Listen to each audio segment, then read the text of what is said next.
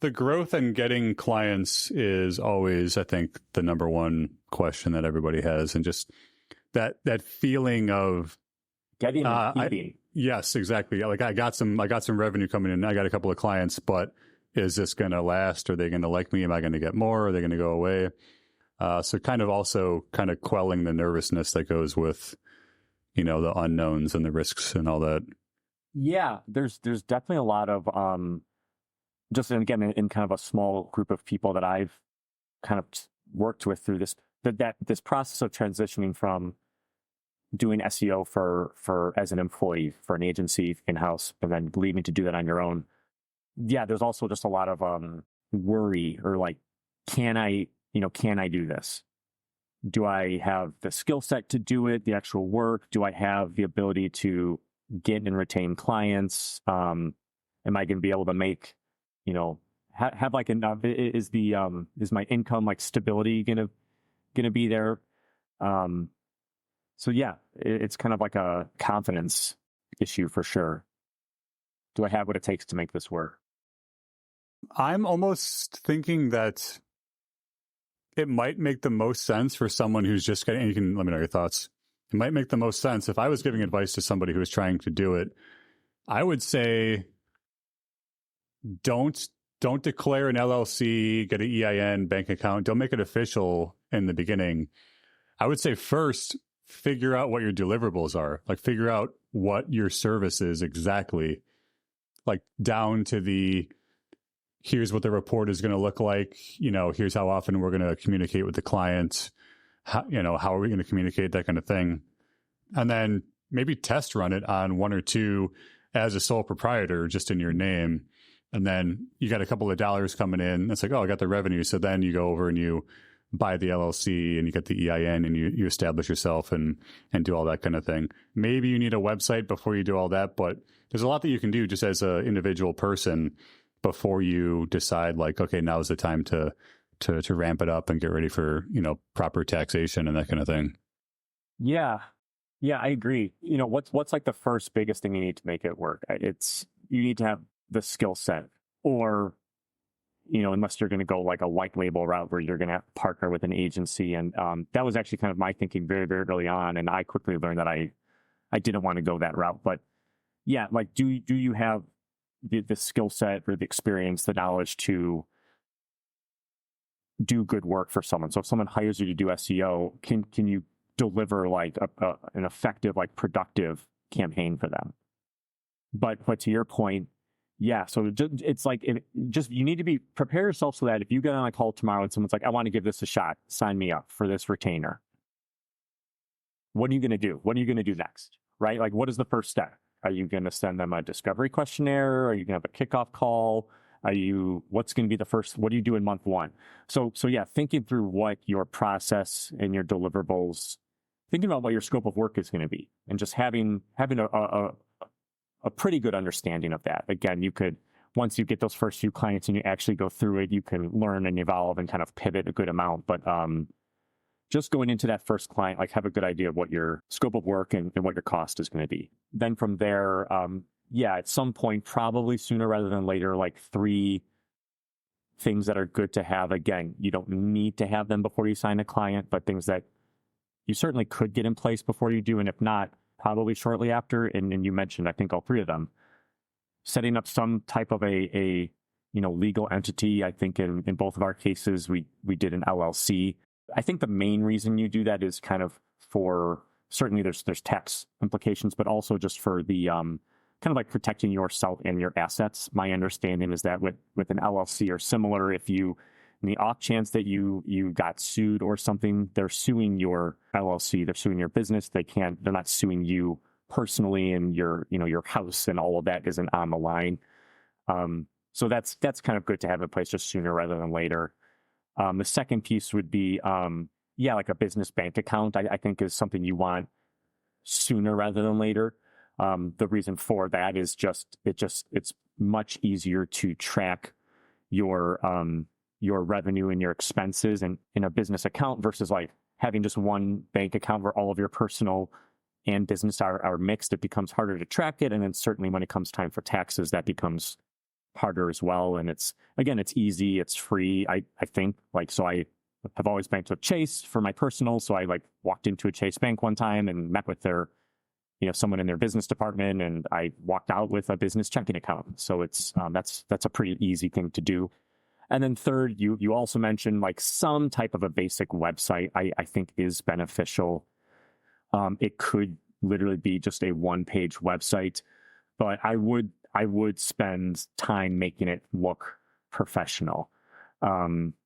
Make it look professional, make it look somewhat personable, have a good professional headshot taken, spend some time on the copy, show some of your personality, ideally have some testimonials and or case studies. Those may need to come later, and that's fine. But if you can even just get a couple testimonials, which you probably should, right? Be able to find those.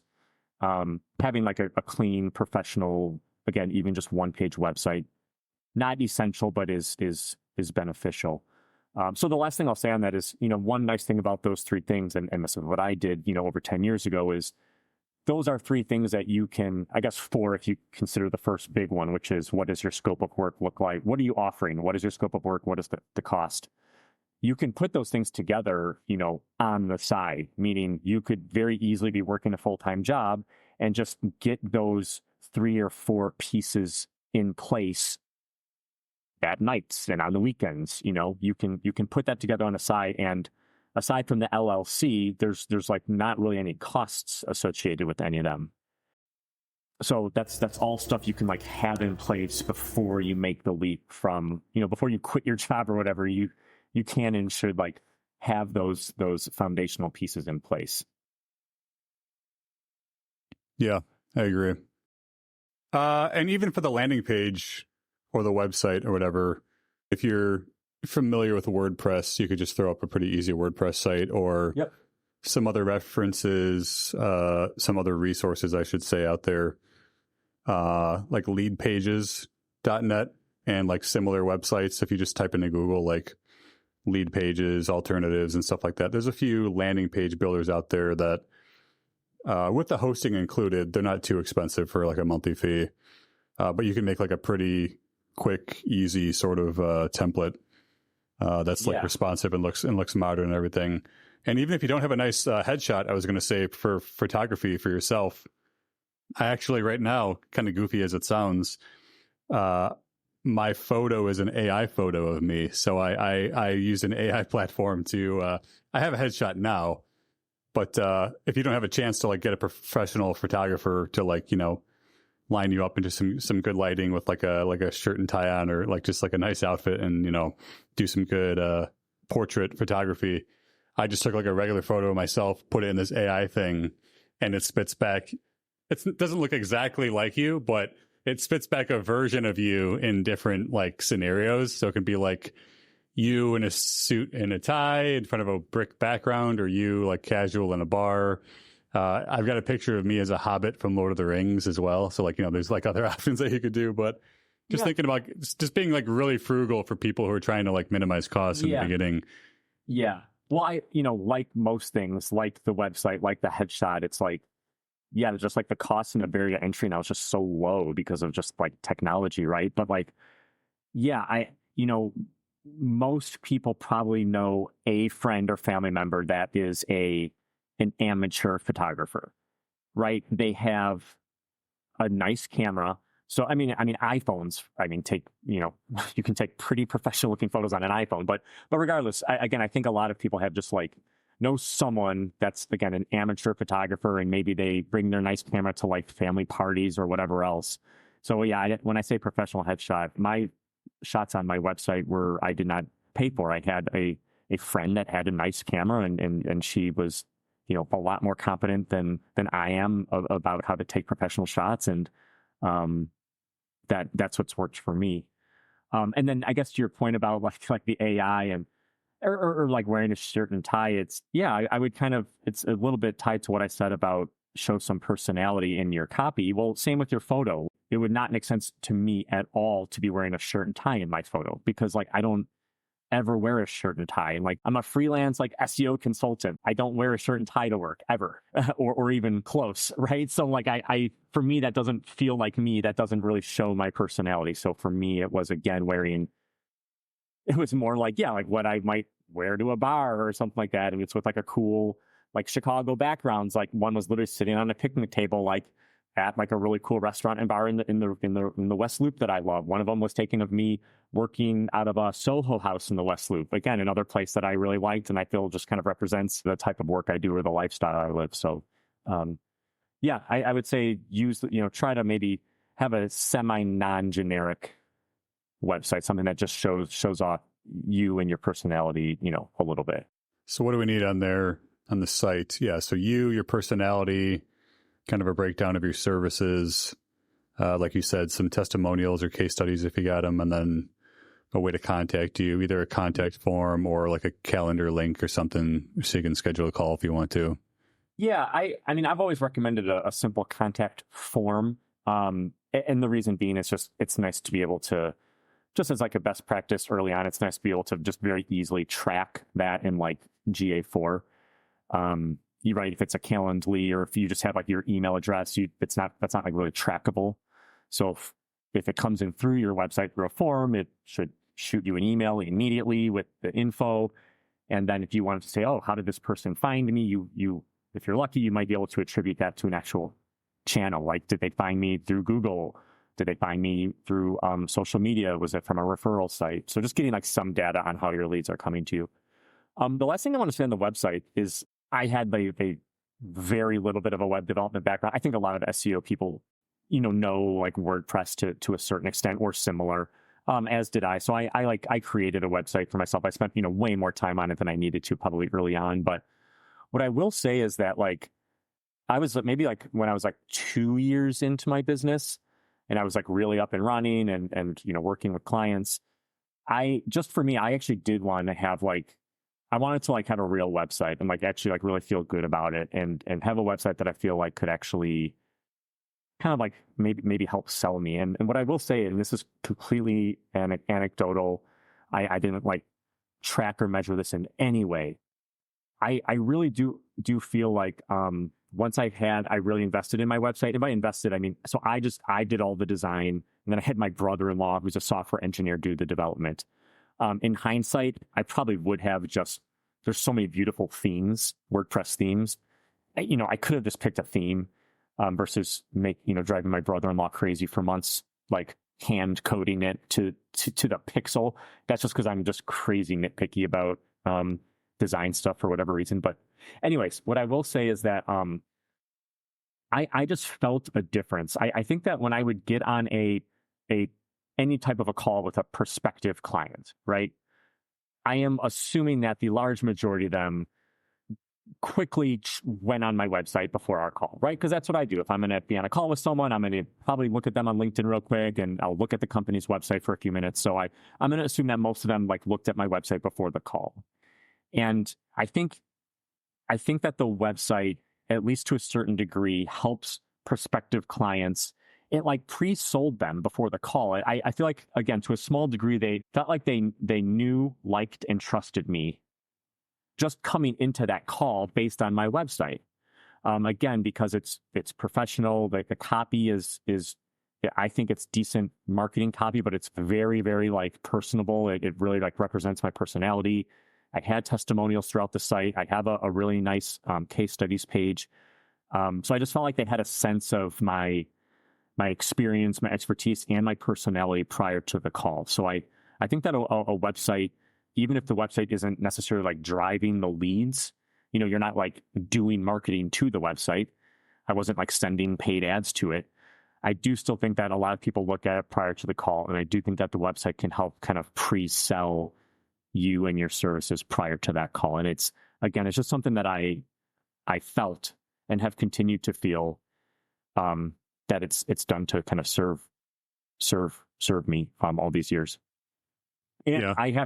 I've barely had to touch my website in almost 8 years. I've maybe added a case study or two, but like that website that I created 8 years ago didn't really invest any money in, just a good amount of time. that has like really, really served me, I think, over the last 8 years or so. So you've been doing this, I think you just said you've had a website for 8 years, but you've been doing this work for clients for 10, or how long altogether? Yeah, I've been like fully on my own as a self-employed SEO consultant for, I guess it's 10 years and 4 months. I left my job and started full-time in June. So yeah, over 10 years. So what did you do? Because things are different now. And we can talk about now versus the beginning. We can talk about where your leads and your business come from now. But back at that point when you were like, all right, I'm going, not even that you're quitting your job and that you're going all in, how did you get those first couple of clients that maybe you worked for on the side in your nights and weekends before you quit the day job? And then once you went all in and quit the day job, how did you, like, were there phases of the clients gaining activity, kind of like the beginning and then like the middle and then where you are now? Would you have any kind of an outline for someone in terms of some ideas for what they can do at each of those 3 stages? Yeah, definitely. So yeah, I mean, one massive consideration for anyone considering doing this is, what is your jumping off point in terms of, when can you leave your job and pursue being a consultant full time? Obviously, that answer completely varies based on your own financial situation and like, risk tolerance as well as like confidence in your ability to get clients. So, for me, my jumping off point was probably earlier than it should have been, and probably earlier than I would recommend for most people. I legitimately had one paying client when I left my day job, and I think most people would want a little bit more in their pipeline or a little bit more revenue, secured kind of before doing that. There was a number of reasons I kind of did it sooner, but anyways, to your question, so early on, there's kind of 2 main ways that I got clients. One, it's your existing network. So think about, who can you kind of reach out to let them know what you're doing and to see if they might be interested or know someone that might be interested in your service offering. So really, like, think about this though. It could be companies you've worked for in the past, or contacts you've made at those companies that have gone on to different companies that are now, at a company that looks like a really good fit for what you do. It could be, think about friends and family. So my one client that I had was a close family friend that I've known most of my life. He's a very close family friend of my parents. He had his own business. And I had just done some like light kind of like marketing, and I like gave him some like marketing support and some consulting on and off over the years. Again, more just as like a friend. I think at some point he did pay me a little bit for some more involved tasks.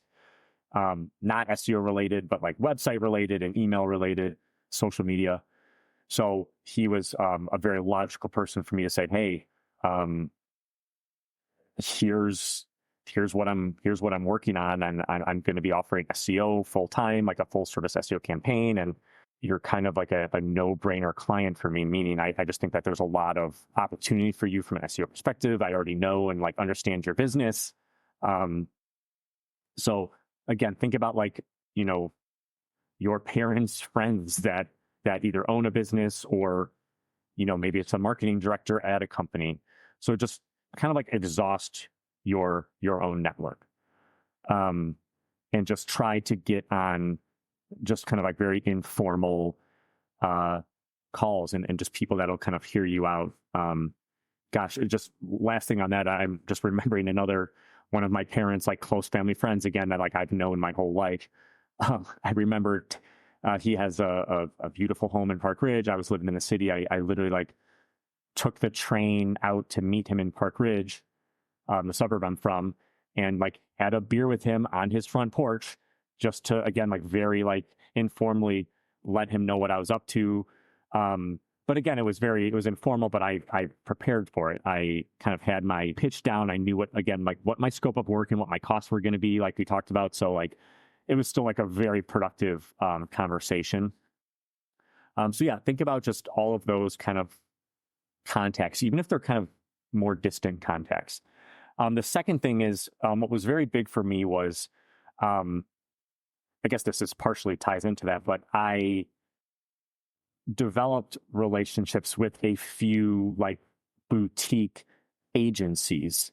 So one was my biggest lead source early on was it was actually an SEO agency. So that might sound kind of almost like counterintuitive. How can I partner with another SEO agency? Well, there's a number of reasons that a SEO agency or just another digital agency that offers SEO, why they might send you leads. And the majority of the cases for me were, this was a, 35-person agency that was growing. And so they had a minimum retainer amount. Like they have a bunch of employees, a bunch of costs, like they need a certain retainer for this to make sense to them. I don't have, as a consultant, you have hardly any costs, right? It's like maybe you're paying for like a piece of software and like domain hosting. I mean, it's just so minimal. So that said, I could take on a client, especially early on, at a much lower retainer than this agency could. So they were getting a lot of leads, but leads that maybe didn't have, a $3,500 or more a month retainer. Maybe they had a $2,000 a month to allocate to SEO. So that agency would then refer those leads to me with just a simple email introduction. Now, in my case, or that specific case, I actually did work out like a commission structure with them. So I paid them fairly steep, a 20% commission on every dollar I made from a client that they referred to me. But again, when as a consultant, your margin is, 99%, meaning you keep, 99% of the money that's coming in. I had plenty of room to give them 20%. So again, if they referred to me a client that was $2,000 a month, they would get a $400 check from me each month. Again, and I want to jump in here real quick to all the any newbies listening or anyone thinking about this.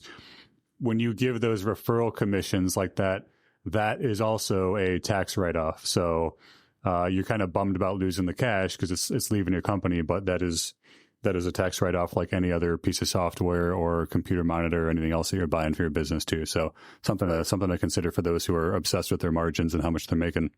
Yeah, and there's other ways to, and actually, which I'll talk about next. I mean, you could strike a partnership like that doesn't necessarily require, a commission. There's a number of ways of doing that, but so that was one big lead source for me, was like that agency. But then I also, again, just like through my own like networking, was introduced to and developed a relationship with a couple boutique PR firms.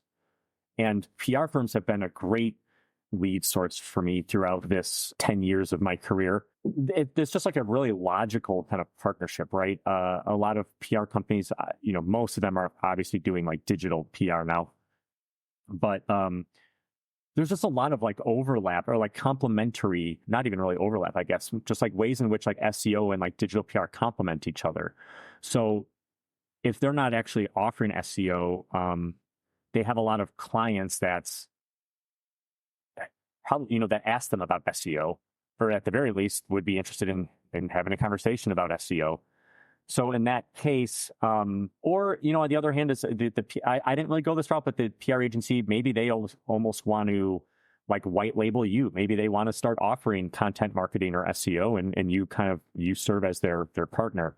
In my case, it was kind of a hybrid. So I never really liked kind of like the white label approach. I just like being just really, really transparent about everything. And I also like being able to like talk to the client directly. But so I was positioned as what I was. I'm their SEO partner. I'm not an employee, right? I'm their SEO guy. I'm their SEO partner. And so we would both be on calls. We would both be on emails. And I was the one doing the work, but certainly the PR agency was involved, and they might even do some of the writing or outreach and stuff like that. So anyways, boutique PR agencies were really great for me.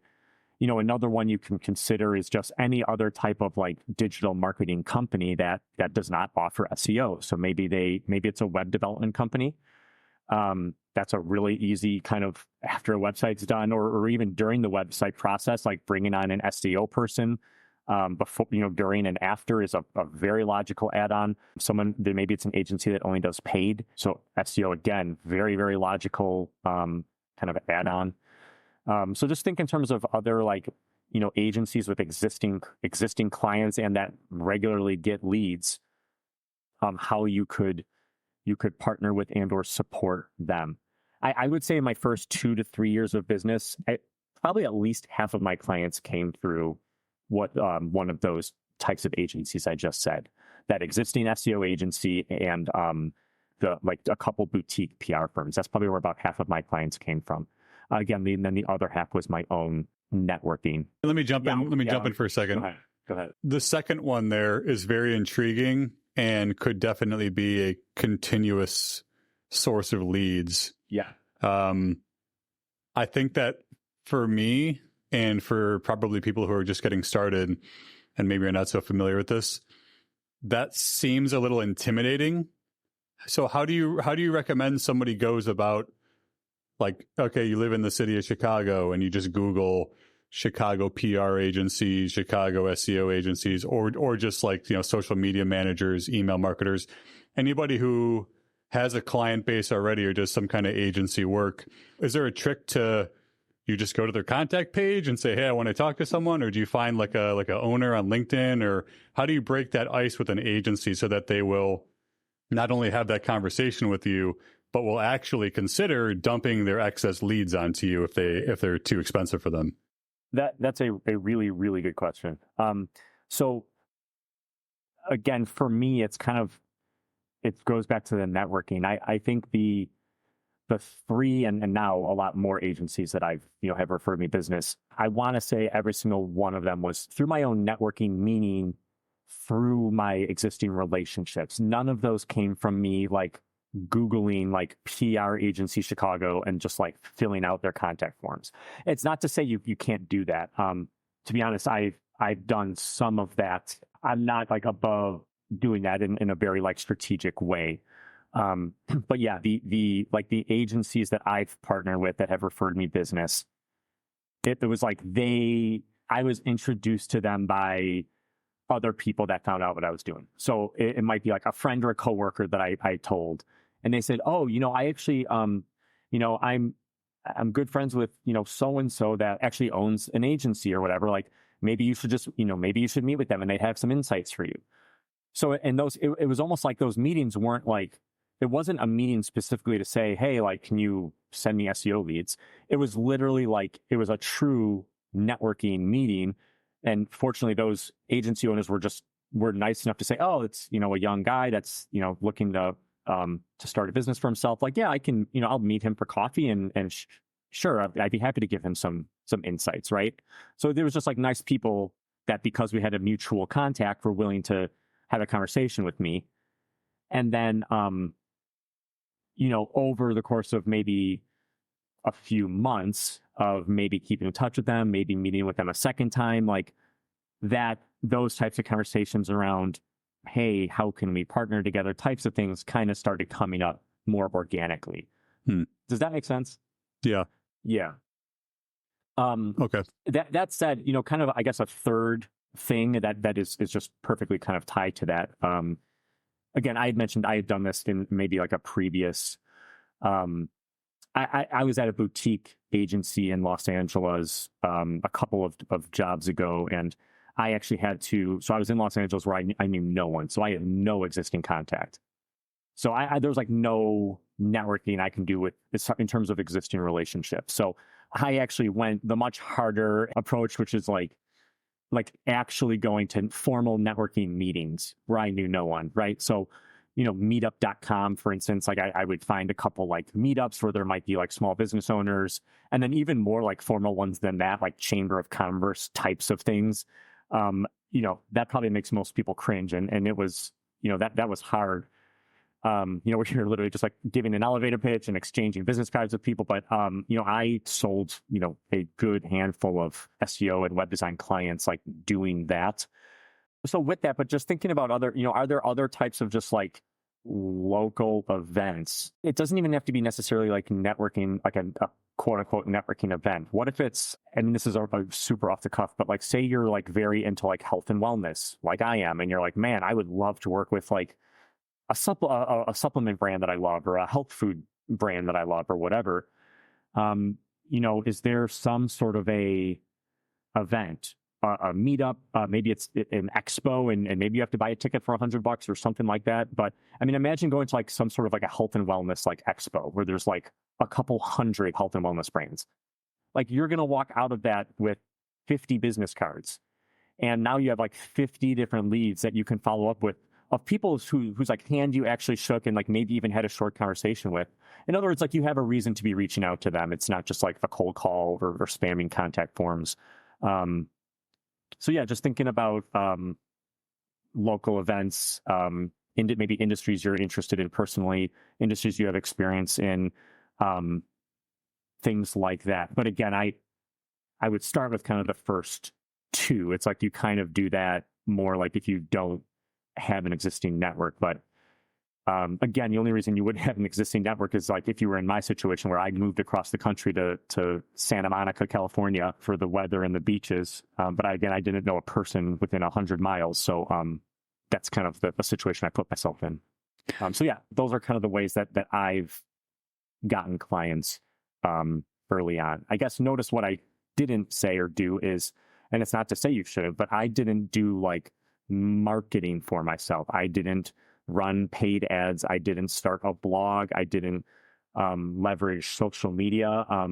A girl that I'm, I guess, somewhat mentoring right now is crushing it on LinkedIn. She's just super active on LinkedIn, and she's just so good at it. Again, that just wasn't something that like either wanted to do or felt like was in my wheelhouse, or just that I didn't think to do. But she's just like, she's getting all of her leads right now. And she's getting a lot of them like through her work she's doing on LinkedIn. So if that's something that like kind of resonates with you, because that just fits your kind of personality type, and you just feel like you regularly have just kind of cool like insights to share and things like that, that's another approach. It's just not the route that I've taken, but it's certainly something to consider and to look into. That's a really cool strategy. All of them are very good, but the one that you mentioned that I think is pretty exciting is going to the convention that's filled with people who are just in that space. Right. Like if you just go to the supplement convention, or I think about like I used to work with a guy who has like a diamond company. I would go with him to Las Vegas once a year to this big annual diamond expo. Everybody there is jewelry, diamonds, gemstones, whatever. Right. But if you're the one guy that does SEO and you walk around and you talk to people, it's like everybody here is in diamonds, but this guy actually does marketing for diamond companies. So everyone is excited to be talking to someone who's not just the same person they talked to 50 other times that same day. So you kind of stand out in their minds in a way, and then you get their business card and you can follow up and be like, hey, we talked about this and that at the convention. I use my website. I do SEO services. And that could be a cool, interesting way to targeting your audience, like going to where they are, where they gather. Yeah. And you just showing up instead of trying to pay for ads to get them to come to you. You just go and smile at them. Well, and I'll give you, this is a super recent, like awesome example of that, and one that is free, by the way, meaning this wasn't, I had to like fly to Vegas and buy a $500 ticket to, like, this was local and free. But this is another girl that I'm mentoring, a Chicago-based SEO consultant. She's pretty recent, only a few months into being on her own, and she's already has a handful of clients. But this is just so smart of her. She is very like personally interested in like sustainability. So she likes and follows and uses a lot of like sustainable brands. She just heard about some sort of like a screening, like a film. I think it was a documentary of some sort, a screening. And again, it was something like sustainability related. And it was like in the West Loop, again, where she lives. And it was free, or, $10 or something like that. So she just like went to this screening by herself because she wanted to. But like she literally, she like just from the people she was sitting next to or whatever, like met a couple people. And like one of them she's like actually currently talking to about like doing SEO for her business. Again, it's a business that has a major like sustainability angle. But that's like just such a good example. And again, I don't think she was even going there for that reason per se. But she's very personable and just, so it was kind of natural for her to just like strike a few conversations. Like you're in a room with people that you already know you have a massive common interest with, right? If you go to like, say, I don't know, a chamber of commerce or something like that, it's like you almost have to like search for that, like that shared interest or that common ground. Like you go to like a sustainability event or, you immediately know that you have that, like that shared interest. So that was like a really cool example of kind of using that method without any sort of like an existing contact or having to spend, money. Yeah, that is a very good variation of that method, just to say you could target whatever you want and just go to where the people are and talk to them. But if it happens to be something that you in your personal life also like to learn about and get involved in, yeah, it'll make the conversations you have easier, because you could always break the ice with somebody by introducing yourself and saying, what you do and that kind of thing. But when you're actively interested in what the whole conference is about and what that person, what their company is doing, it's easier just to like comfortably break into conversation that eventually leads to, oh, what do you do? And, hand out business cards and that kind of thing. Right. It's a much more natural approach. Yeah. So I guess maybe to possibly finish this piece of the conversation, which is, like you said, I mean, maybe the most important one, right? It's like, how do you get clients? How do you get leads? Part of your question was kind of how has that evolved? So for me, it's evolved in that when you do good work for people, when you are a good partner, when you do good work and you're good to work with, the best like leads you can get are from like past or current clients. It's the best leads you can get. And so for, at least, I don't know, 4 or 5 years now, probably half the time I've been doing this, I haven't like proactively sought out a new client in many years. And it's because I regularly get referrals primarily from past and current clients. And the closing rate on those is just so high. It's like, you're just getting like it's just the best referral. And on top of it, this is going to maybe lead to a different topic, but like when you're being a really good partner and you're doing really good work for people, you should have very long-term clients. And that's one of the nice things about SEO, right? Is that it is kind of it is or can or should be an ongoing, not that it should be, but it certainly can be an ongoing retainer. So I have 2 of my retainer clients right now I've had for over 8 years, like straight with no pause. And several of my clients are, 3, 4, 5 years straight. So all that to say is my need to bring in new clients is so low. I probably turn over 1 client a year, meaning maybe once a year, 1 client will stop or pause, and I will need to fill that place with a new client. So when you think about at this stage only need to quote unquote close 1 client a year, it's so minimal. So I regularly am referring away business because I'm regularly getting referrals and I'm not available to take them on. So that's kind of like the ultimate position to be in, is to have done enough good work for enough good clients that you're being referred more people than you could possibly take on. And that's just the result of like time and again, I know I've said it 4 times, but like just being a really good partner. So that I would call is the phase 3. That's where you're at now. That's not the very beginning with the people that you know and you're networking. That's not even the middle part where you're going to conferences and handing out business cards. Now you're sort of comfortably in I've been doing this for a while. I get good results. People like me. I do good work. So the leads, like not just top of the funnel, like very warmed up leads, right, are just sort of coming to you once in a while, and you can kind of pick and choose the ones that you want to work with, or you need to, or whatever it might be.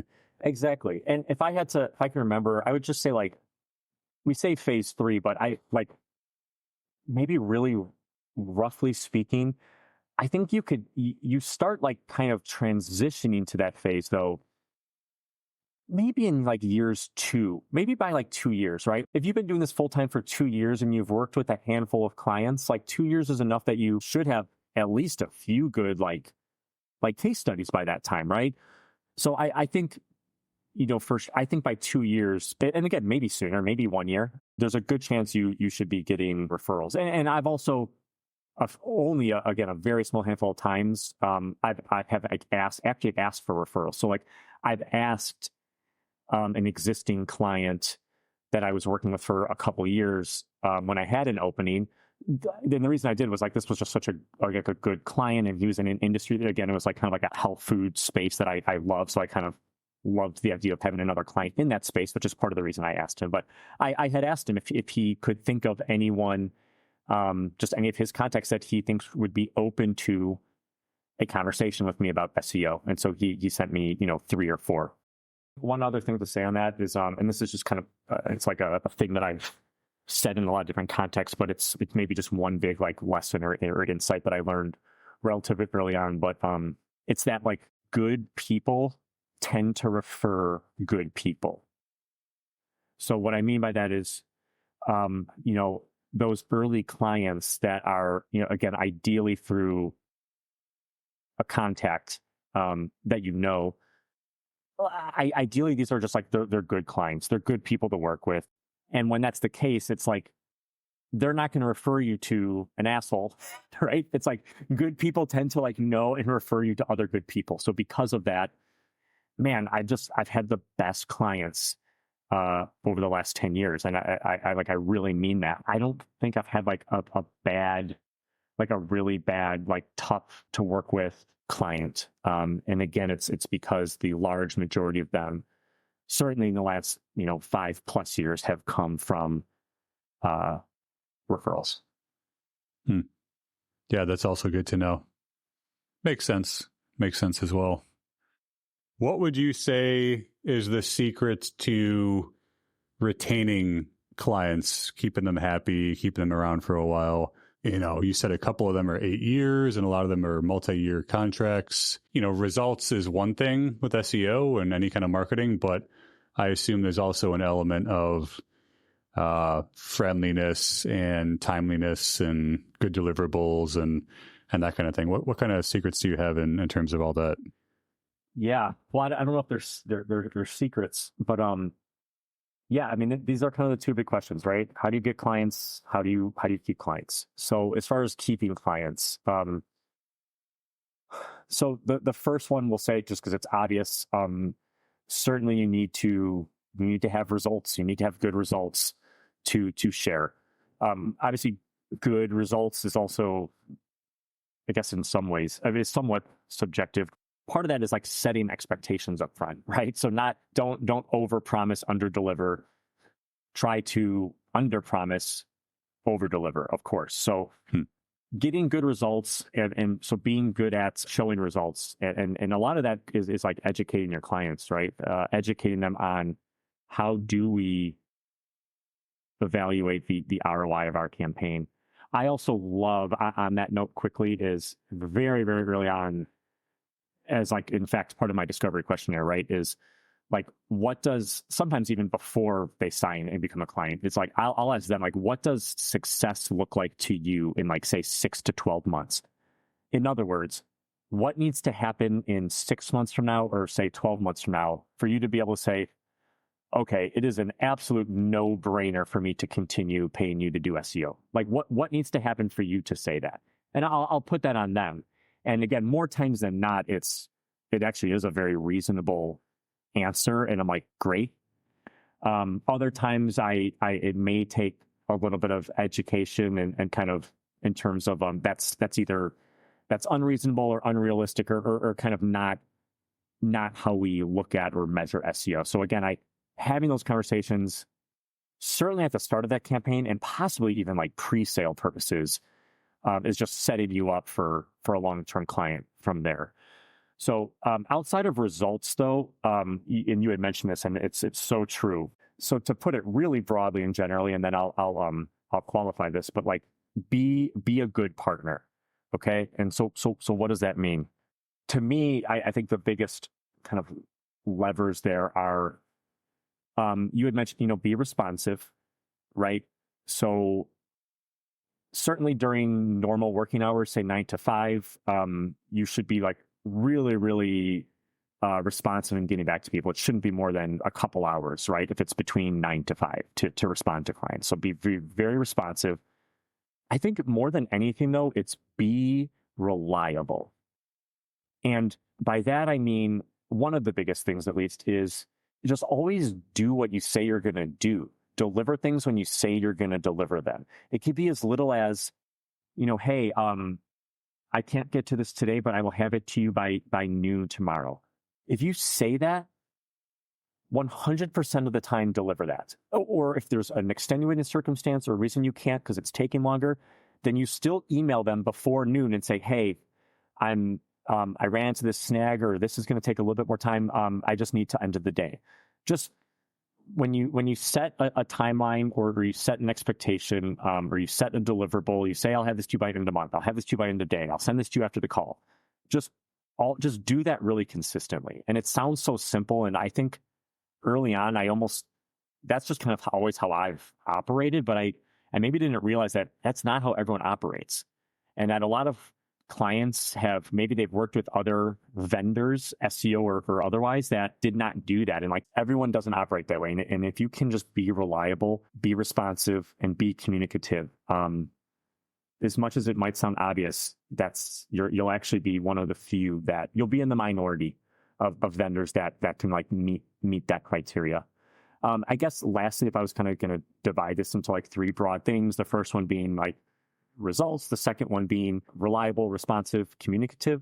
A common thing that you hear for clients that have maybe worked with other SEO people is that I never knew what they were working on.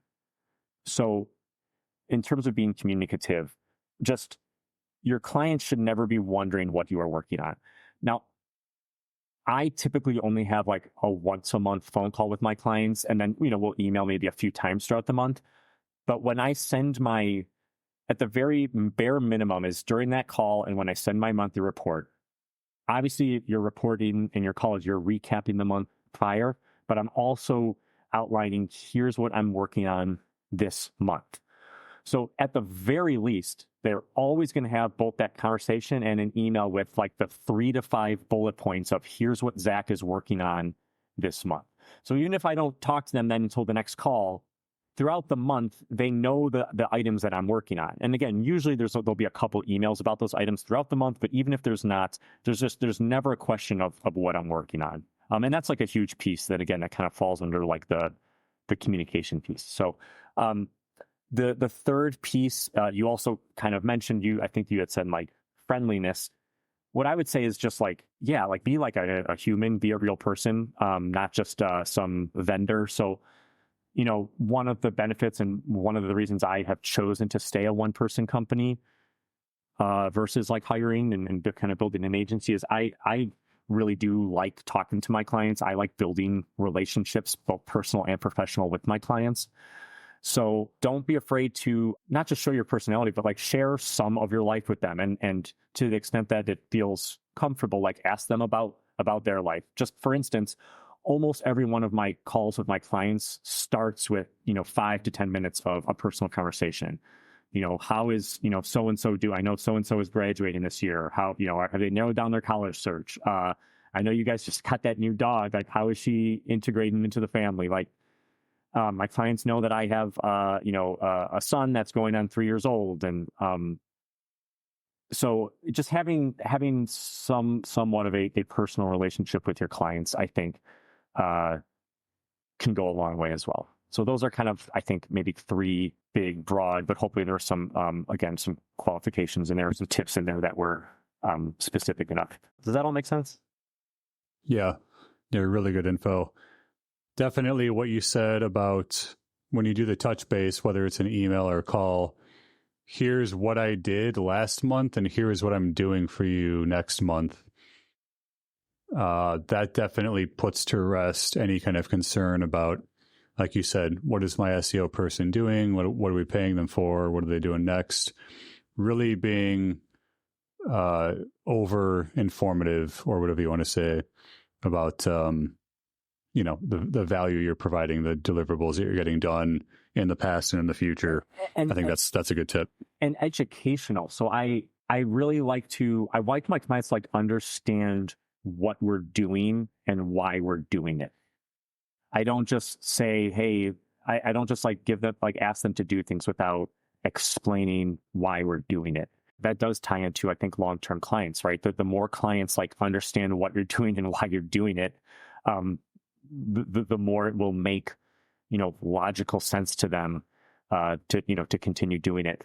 I think the last thing I thought of, though, and maybe this is, under the broader umbrella of be a good partner, just be it's honesty and transparency. And again, maybe that sounds obvious, but you probably know that there is, certainly in the SEO industry, I mean, marketing in general, and certainly SEO, I mean, there's a lot of dishonesty and lack of transparency at times. I'd suggest not doing that. Be really honest, be really transparent. I mean, those are two of the biggest things that build trust. I think a client would rather you tell them, hey, this initiative, it was a miss, or it didn't work out the way I hoped. Here's why, here's the lessons, here's what I think we could do next. They would rather hear that than, I guess, just BS, either making something seem like it was successful when it's not, or shifting blame for why something didn't work versus taking responsibility for it. I think you're going to have longer term clients if they trust you. And I think one of the biggest things that leads to trust is, again, is if they feel that you're always honest and they feel that you're always transparent. That's very good as well. Definitely.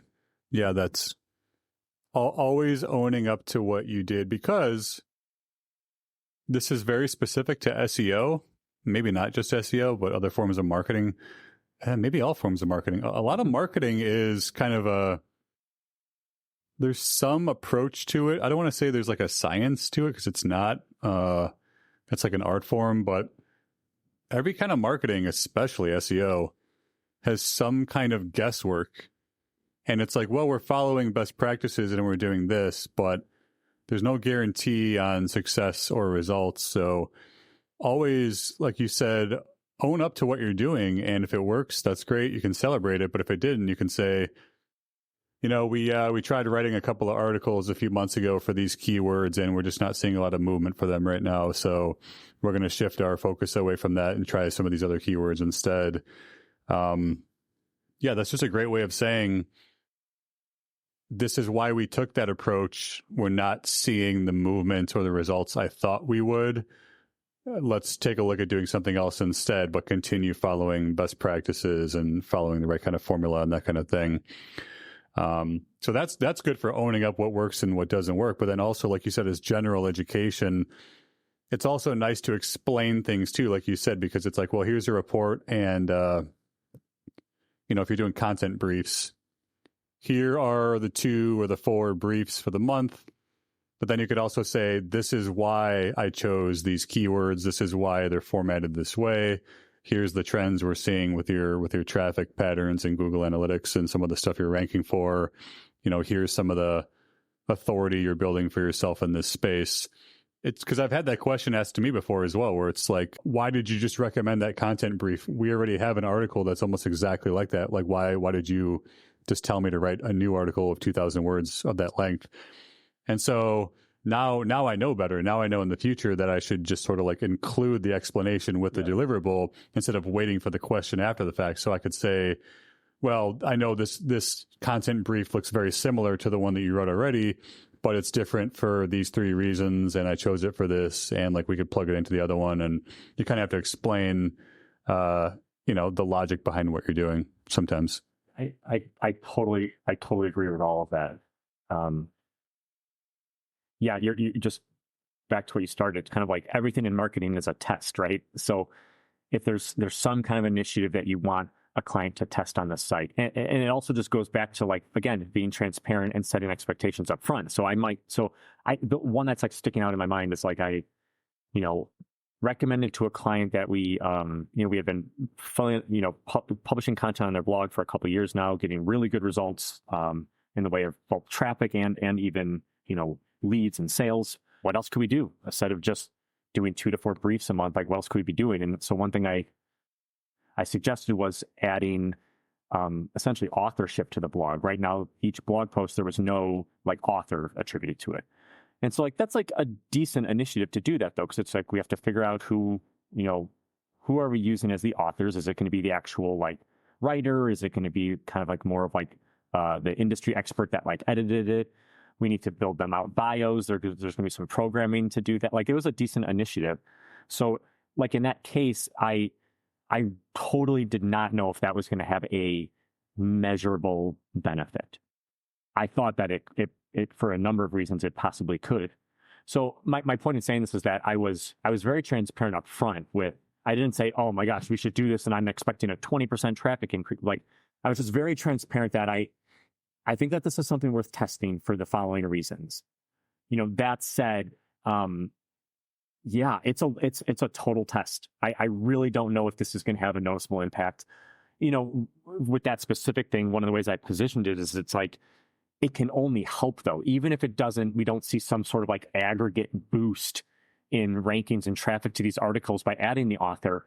I'm like, if nothing else, I feel that having like a real author and like a headshot and a person's name and a little bio for who wrote the article, like, I think that that's going to help from like a user experience and or even like an engagement and even a conversion perspective, right? Like having a credible writer with a face and a name on an article versus I have no idea who wrote this article. Like, that can only help what we are trying to do, even if it's not measurable in terms of like rankings and traffic. But ideally it helps with both. So again, that was just an example of like something I wanted to test that the client was open to. I backed up my reasons and, but again, like was really, really honest with like what to expect or not in terms of results.